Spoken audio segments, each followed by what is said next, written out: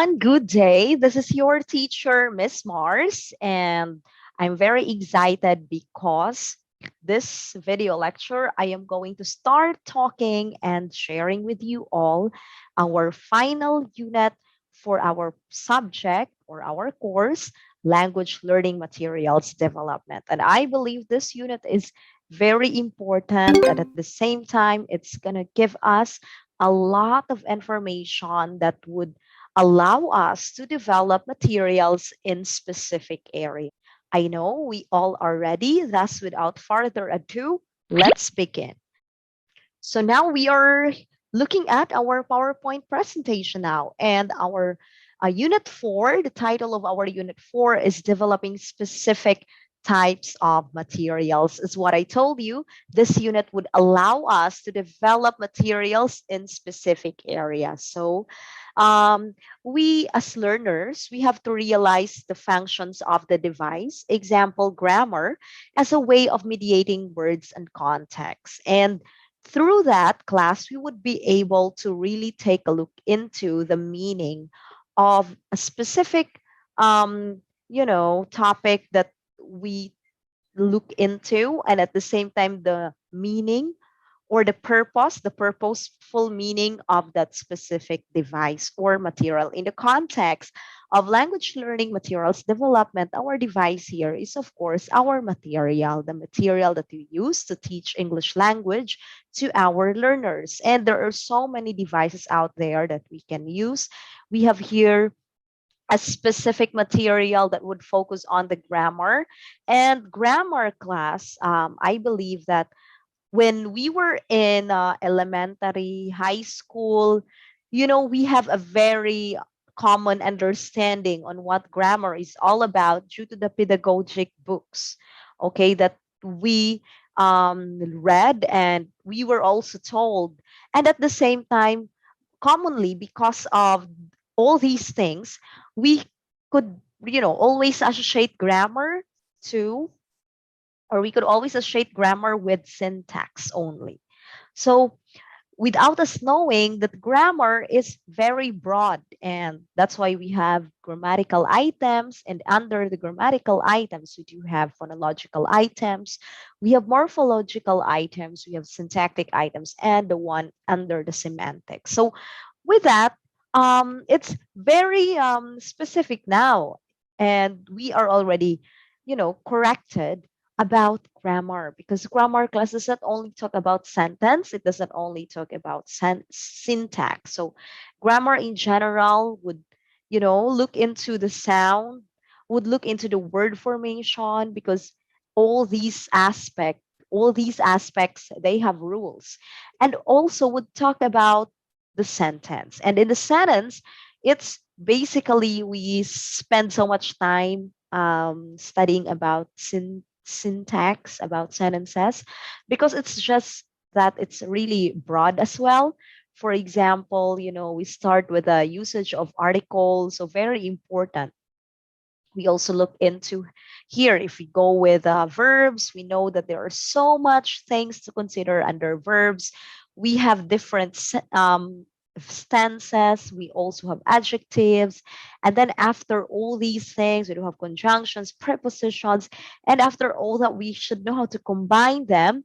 And when we combine them, we go with the phrases and so on, and the list goes on and on under syntax. And it's very essential as well, because in order for us to communicate, we really have to know how to create a sentence, and from there we keep on creating, and up until we can come up with a discourse or with a paragraph and with a composition. And in terms of spoken, we could be able to really speak fluently if we know about grammar. And of course, without no need to mention about accuracy as well, because when we say grammar and you are very much conscious about grammar, that means you're pretty much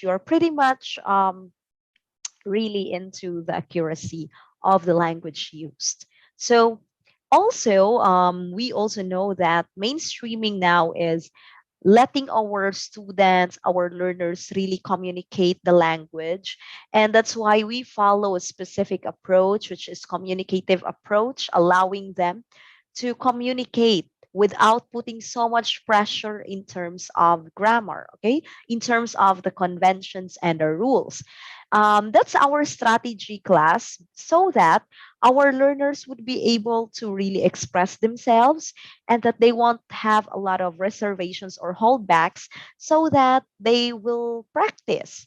Because if you put the student, in the box, and you are so very blatant, you're very blatant about them, committing mistakes, they would be intimidated, and that would, hinder them from communicating. Whereas if you don't, you are not that very much conscious, though you still correct them, but it's not like every single word, or every time the student speaks and there is a mistake, you would always cut that student.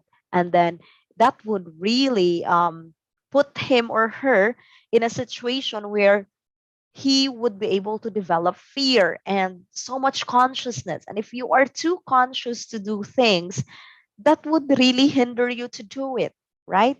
So that is why we are mainstreaming communicative approach.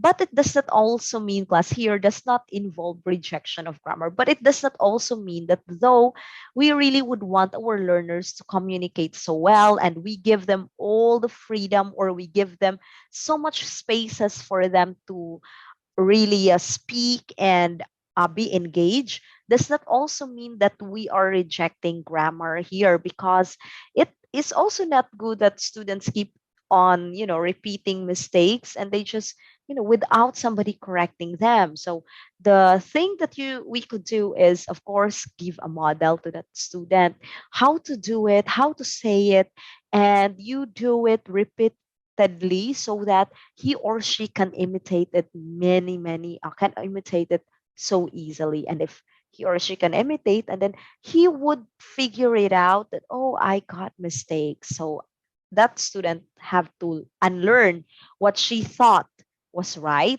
and then relearn to the new and the correct one that she or he got from you. So, and further, these are now the things, class, that we are going to discuss. Okay, these are the lessons that we are going to discuss under unit 4. And that is lesson 1 would look into the materials for the teaching of grammar. Okay, so grammar here is very much as, this is very generic or broad, okay, compared to the next lessons, because the next lessons are very really specific. Materials for teaching vocabulary. Materials, lesson 3. Lesson 2 would be all about materials for teaching vocabulary. Lesson 3 would be materials for developing reading skills. Lesson 4 would be materials for developing writing skills. Lesson 5 for developing speaking skills, and lesson 6 for listening skills. So that's why I mentioned earlier that unit 4 would allow us to really be able to know how to develop materials in specific areas. And these are now the things, or the specific areas, that we are going to explore on this unit. So now, let's go to lesson 1. And on this video lecture, we are going to focus on lesson 1. So lesson 1, class, is all about materials for the teaching of grammar. So as what I told you, grammar is really huge. It's broad. No, it does not only talk about the arrangement of words, but it would also talk about less, etymology. That's what I am telling you. Words itself, morphology. Okay. We'll also look into the morphological items here, even the dialogue. Okay. Or here, we have to be, really very specific here, that when we have dialogue, of course, we look into the sounds and the hyphens and dashes. These are our mechanics. Okay. Capitalization, colons, clauses, conjunctions, so many things. words to be specific. And then, of course, we do have the syntax because we have to put all these things together. And we put all these things together, class. It does not have to be like, um, there are only rules in putting all these things together, but even in using each and every portion of, of a part of a sentence, there are also rules. For example, capitalization, that is just a portion when we are going to talk about syntactic items, right? So we have to follow the rules. And in fact, in the creation or formation of words, we also have we also have rules to follow. So these are rules are very much essential when we are going to create sentence and when we go further with these courses. So that's why grammar, it's a really broad. Okay, it is broad and should not just only be like talking about sentence. Okay, because sometimes, because of the pedagogic books that we read or we explored before, when we say grammar, it's just all about sentence, and sentence is just more on written. Okay, no spoken. So we have to correct that, because here grammar, learn the mechanics of language and how they function. It does not only talk about learn how to create sentences of a language, and that's what we have to correct ourselves. Okay, and then of course there are so many existing books or references about grammar. We have Oxford English Grammar course. Okay, in fact, here, oh, they have pronunciation for grammar, CD-ROM. This is really what I admire about international books, because all the things really, or most of them really have, you know, CD-ROM or maybe QR codes that you can just scan, and you will be guided with how it's read, how it's pronounced. And I believe it's very essential when we are teaching English or a language to the learners. And then much of the present position of grammar today with EFL, or the English as foreign language, in our case, as Filipinos, we consider English as a second language, is due to the inherent conservatism of ministries of education and at the same time the major publishing houses. So, of course, conservatism, class, meaning they are very reserved. Diba? So that's why when we are going to take a look at the course books that we have, of course it has to go with what is prescribed by the ministries of education and at the same time the major publishing houses, but also to the fact that the buyer of materials are not the learners.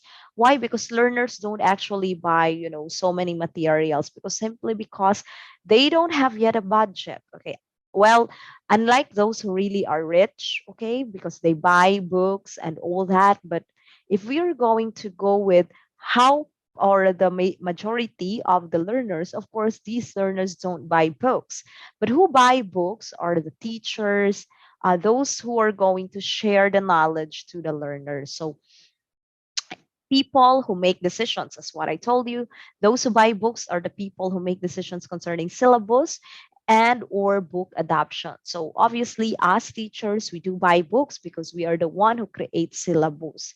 And that's where, because if we are only, or if we are the main buyer of books, if kita teachers class, we are the main buyer of books, so we have to consider really our learners when we buy books. But I don't know if when we are going to scan, or when we are going to take a look at the a table of contents in the just the the general face, or like a summary of the book, I don't know if we consider the learners on top of our decision. Maybe somehow it's really like maybe because we thought that this is good for, well, something like that. Okay, but also we do consider our learners if we really think that, oh, my learners are they are of this level, and at the same time they are really, in terms of their interest, is this course book really good for them?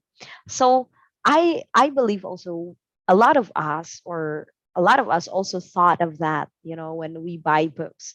And also sometimes we just don't have any options at all, because when we go to the bookstore, there's not much wide array of options as to what book we are going to use. Sometimes too limited, too limited resources, and what we can, buy because it's the only thing available. So we don't really have a choice. And if we also purchase international books, that is also very heavy on our, pocket, right? Because it's really kind of expensive. So now we do have criteria for the creation of grammar materials. The first is, as the teachers who are going to create grammar materials, we have to consider, of course, the age and the level of the learners.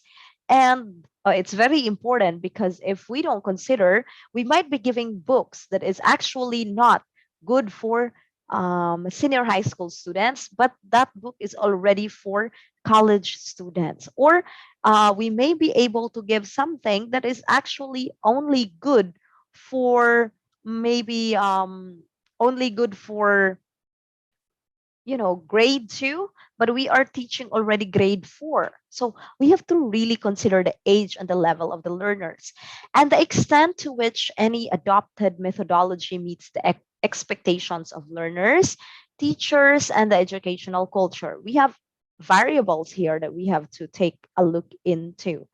Okay, expectations of learners. The teachers also have their own expectations.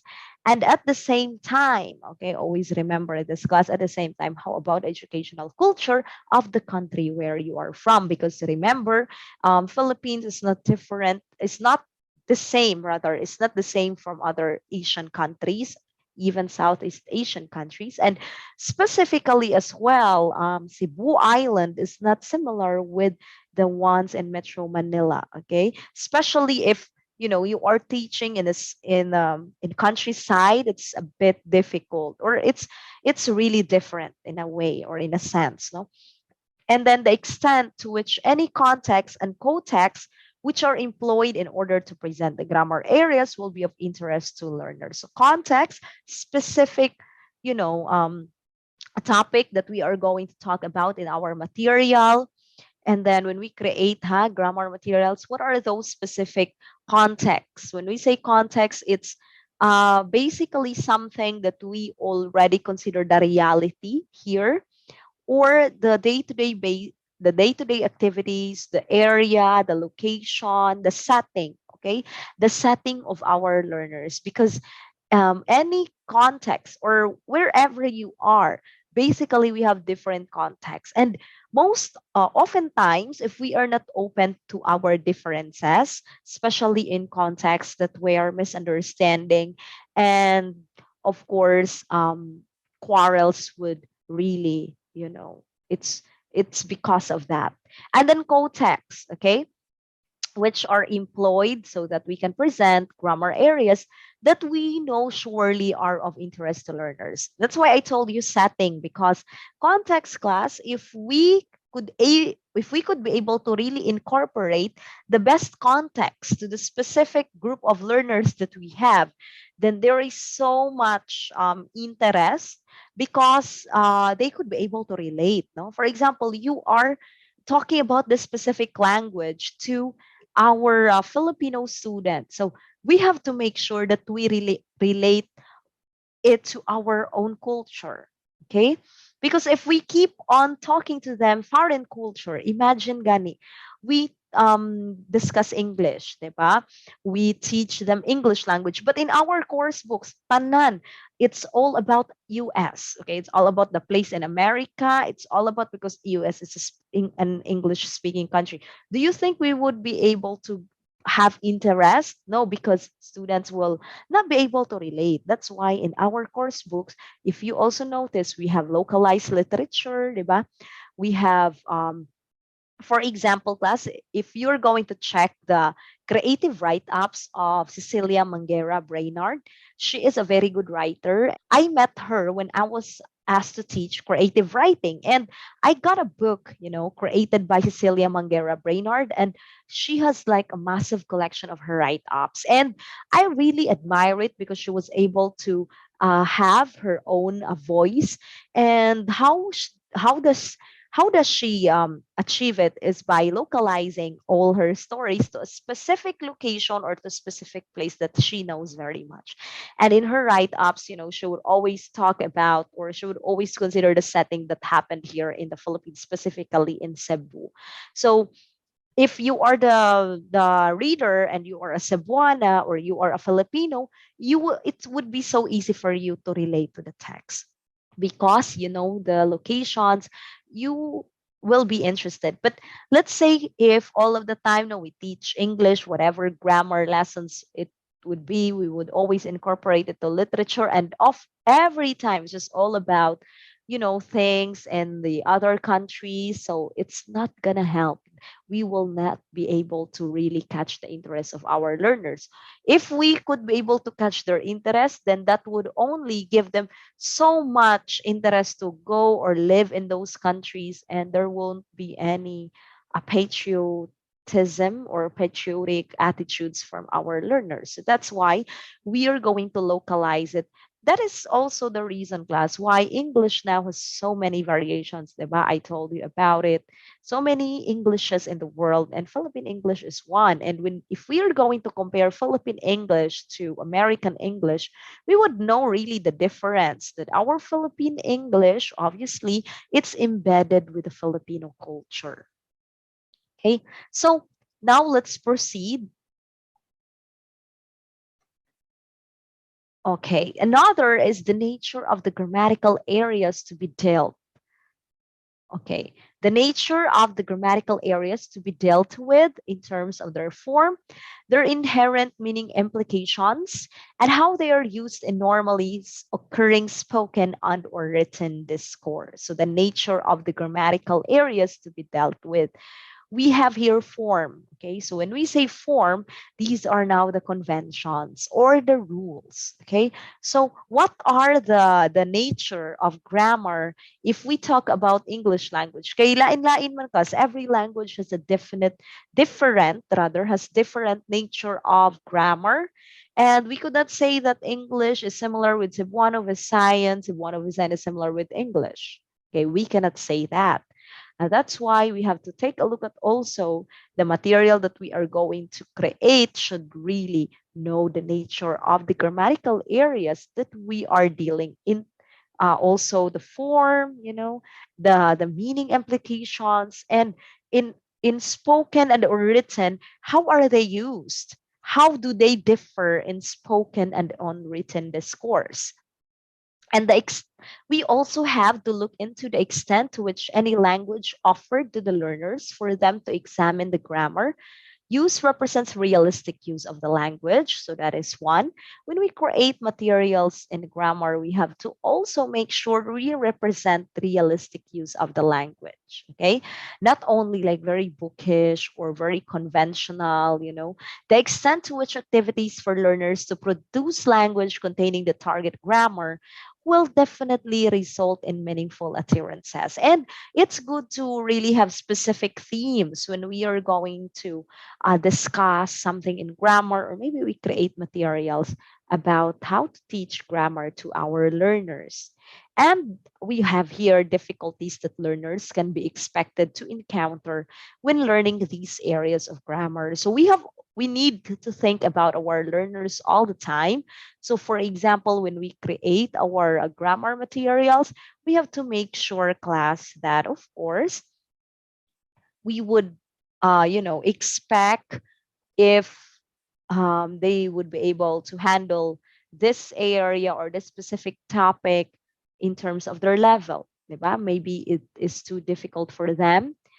And at the same time, we should be able to draw the line uh, between those forms and functions, the relationship in terms of similarities and differences. We really have to draw the line because it may be that it may create confusion if students would not understand the similarities and differences, especially there are just so many irregulars out there.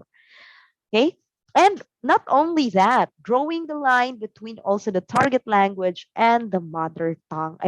It's something that should also be, considered. Now, our language for example, if one of a sign, we have to take a look at how is it, similar, and how does it differ with English language. We have to draw the line so that we would understand why we do it this way in one of a science and why we do it this way in our second language or the target language being English. So we have to take note in creating grammar materials. One should consider giving varied grammar practices as they are language practices as well. So when we create grammar materials class, we shouldn't just talk about how to form it or what are the rules and the likes, but most importantly, we have to let the learners apply what they have learned by incorporating various grammar practices. Because if we let them do a lot of grammar practices, that means they are also practicing the language as well. Okay, so we have here some grammar practice as language practice, is what is mentioned in the previous slide. So practice exercises. So for example, we are going to develop a theme such as this will, no? That is what the learner should kind of really, that would be our themes. Diha ta nag-focus. This will. Okay? Will class will be more complex for the materials writer to produce and for the learner to engage with. However, not to do so easily results in grammar practice, which is not language practice. So let us not forget that this will here, if this is our theme, how would we be able to create grammar practices out of this theme? Okay. It might be a little bit complex if you are the writer or if you are the material writer. And at the same time, the learner may have difficult to engage with this kind of theme, this will. But always remember, you have to find a way, because if we talk about this will, that means it's gonna be focusing about the future. Okay.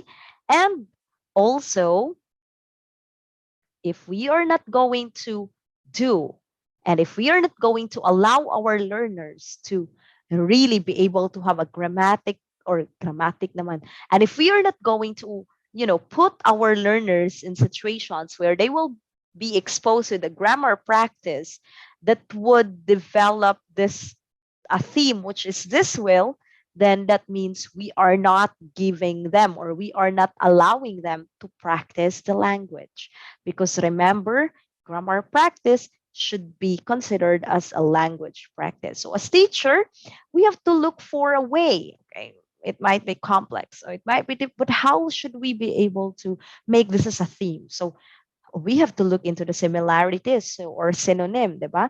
That would mean it's all about the future. So you could let the learners to talk about something that they anticipate that's going to be what that particular thing could do, or what somebody could do, or what something could do. So that's why they would be able, this will blah blah blah. So you could let them create advertisement, di ba? Pwede sila mag-advert. You will give them activity that would allow them to advertise a product or something. Because if you let them advertise something, you would say, oh, this then the name of that thing or the item that they are advertising, this blah blah blah will, okay, erase all the blackheads in your faces, or will erase all the scars that you have, including the ones in your heart. So char lang in a way. So those are the things, class. No, this will. And without you knowing it, students was able already to see, this is how we are going to use it and communicate this will.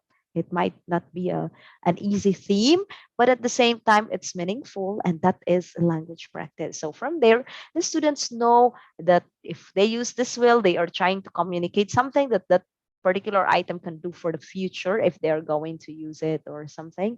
So that's the best is to let them have an advertisement. Okay, so another activity that we could have would be about reported speech, or we have here direct speech, direct indirect speeches. So you could have it as a form of an examination.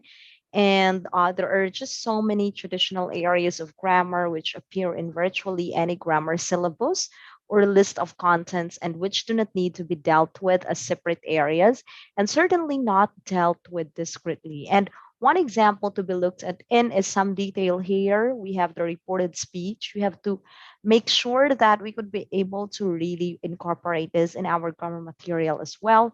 Because according to Willis in 1990, among others, has argued that it is unnecessary to treat this as an area of language with its own separate existence and set of rules because that is really incorporated. So this is not separate, but this is really part of the grammar, thing about language, about English language. And we do have here reported speech, we have direct speech. As I told you, direct or indirect speech are the things that should also be considered class when we are going to make or create materials for grammar, for the teaching of grammar. We really need to know what are the different topics under grammar. It's really huge. It's a very, very broad subject, but you can focus as to what specific areas in grammar that you are going to tackle in your material. Okay, here you're going to create a monograph then. Okay, a monograph, it is a material that we can use in our, in language learning or language teaching. So these are the things. For example, we say reported speech. We do have here direct speech, reported speech. The direct speech would be present and simple. The reported speech would be into past simple. If it's present continuous, the reported speech would be past continuous. If it's present perfect, it's going to be past continuous, past simple, past perfect simple, past continuous, past perfect continuous, past perfect, and past perfect. So these are the things. Now, let's try to take a look at a video so that we will be informed more about this portion of our lecture. Tense changes in reported speech.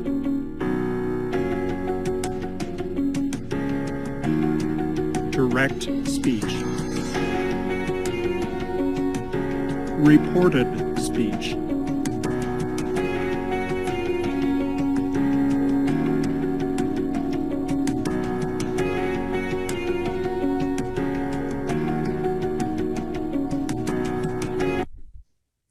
Present simple. She always wears a coat.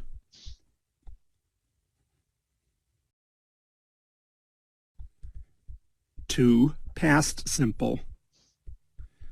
He said that she always wore a coat. Present continuous. I'm looking for my keys.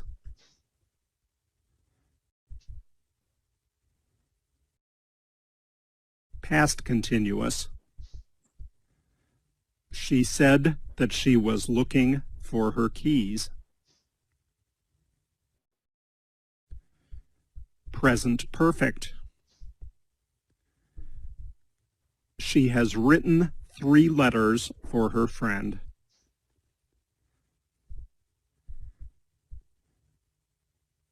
Past perfect. He said that she had written 3 letters for her friend.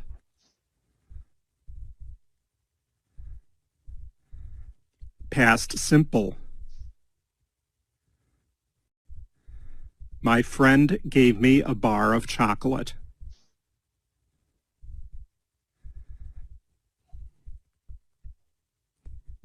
Past perfect.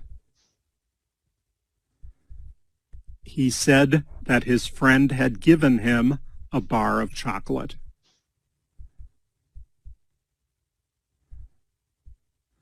Will.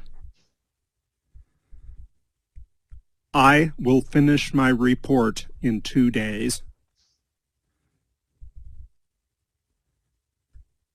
Would.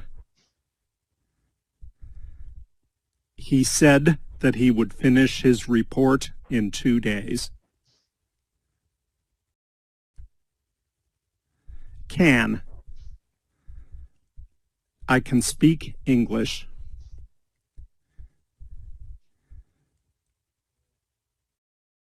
Could. She said she could speak English.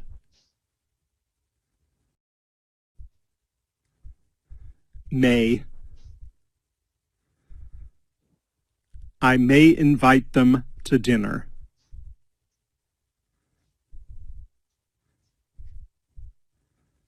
Might. She said that they might invite them to the dinner. Must. I must go to the bank and get some money.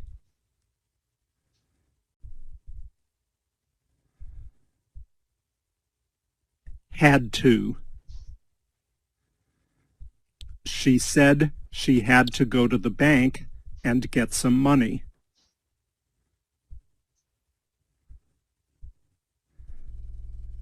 Have to. I have to submit this assignment by 3 p.m. tomorrow.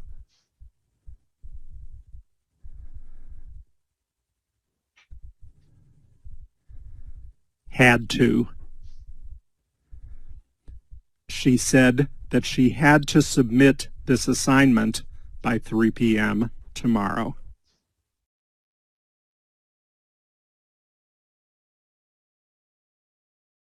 All right, so now we're done watching the video class, and obviously this video explains and gives us how tenses or verb tenses really change if we are having direct to reported speech or direct to indirect speech. So it's, part of the grammar, okay, part of grammar topics if we consider reported speech that should also be considered when we create materials for grammar. So the following table shows other examples of such changes. You could, explore this one. And direct speech reporting, it's actually just us giving the verbatim report of what someone said. That is why we need to have it in quotation marks. What someone said, you don't change anything word for word. That's why it's a verbatim report. But when we say indirect speech, you already said again what that person has said. So that's why you would always mention, he said, Maria said that. Okay, you're like reporting what the person said earlier. So that's why the tenses would change or change.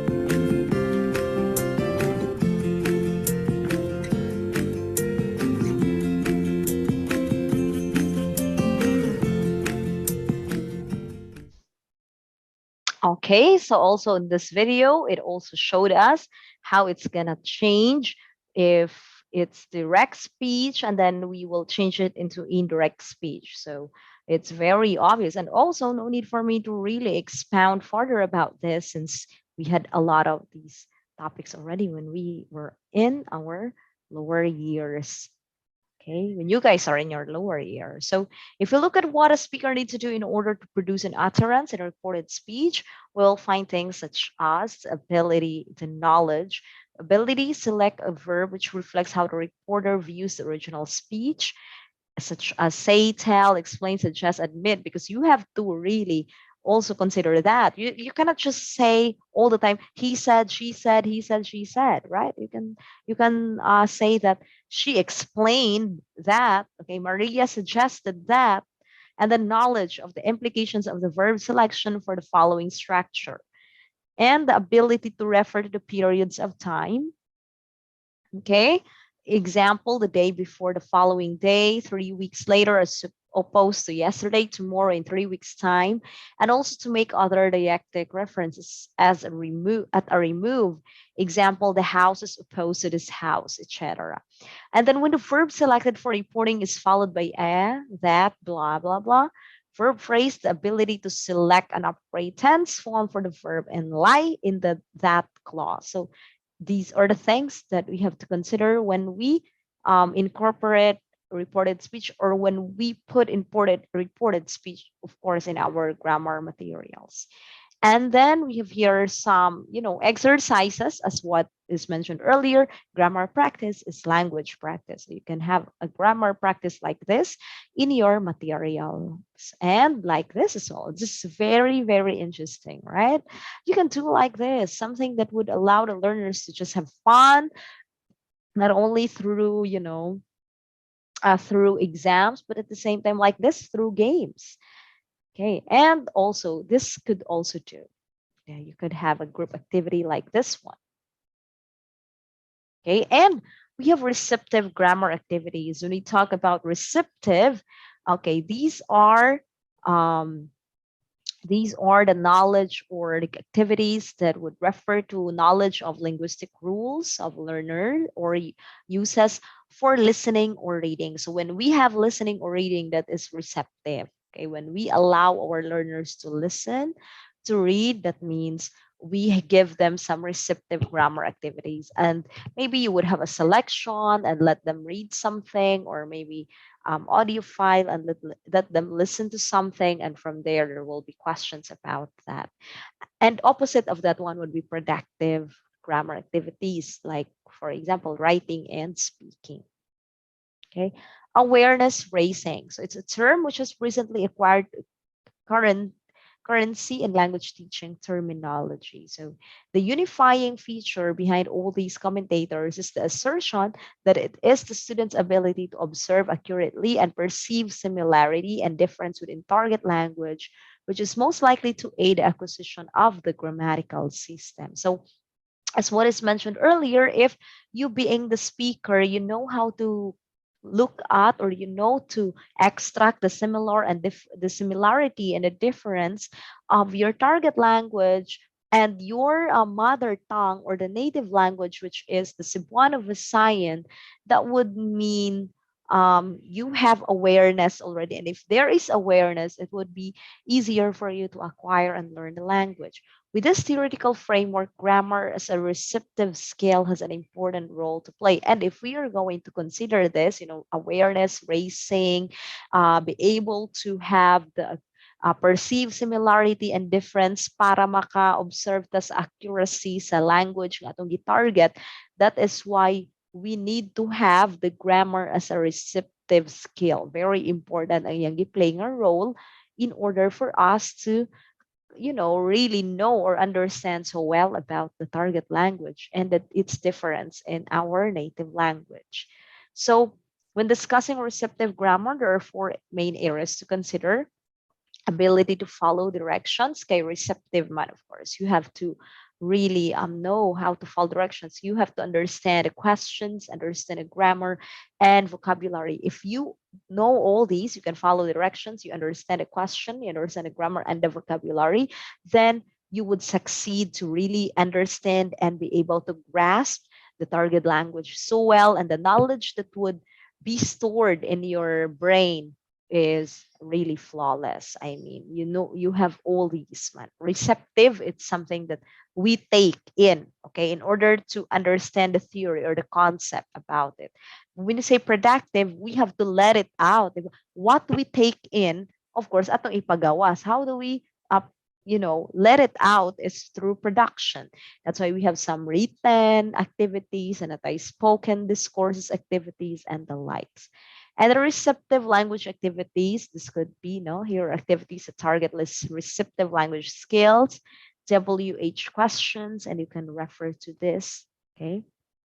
Following directions games, working memory, games with household objects. So you can just pause this and take a look at all these things, for you to know the details of these activities. But these are receptive grammar activities. Membership, okay, remember to have strong receptive language skills because a child needs to have a strong syntax, semantics, morphology, phonology, and pragmatic language skills. So we have to explore hundreds of pages of materials broken down by age, and we have to learn how to functionally support if you are having children with you or if you are a sibling, you need to know how to support a child's speech and language development throughout the day. And of course, as teachers, we have to know how to give such functional support to our learners. Brain activities and visual supports are also very important.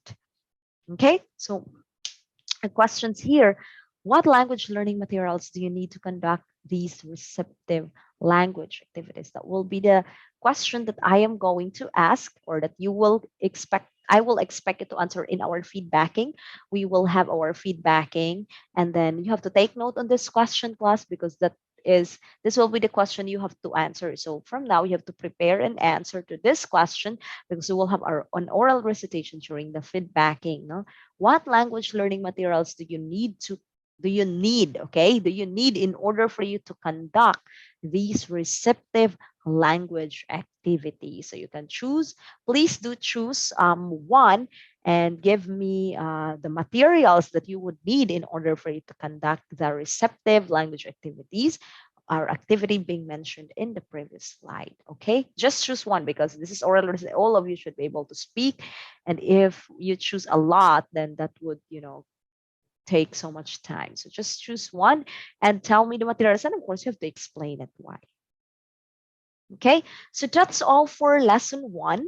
Lesson one is all about the materials that we use for teaching, for the teaching of grammar to our learners. So thank you very much, class, for being so um, patient. And I hope you learned a thing or two. And I will see you on the next video lecture very, very soon. We will be talking about lesson two. And hopefully in the video lecture, we would also be able to discuss about lesson three. So thank you very much, class. And it's good to see you again.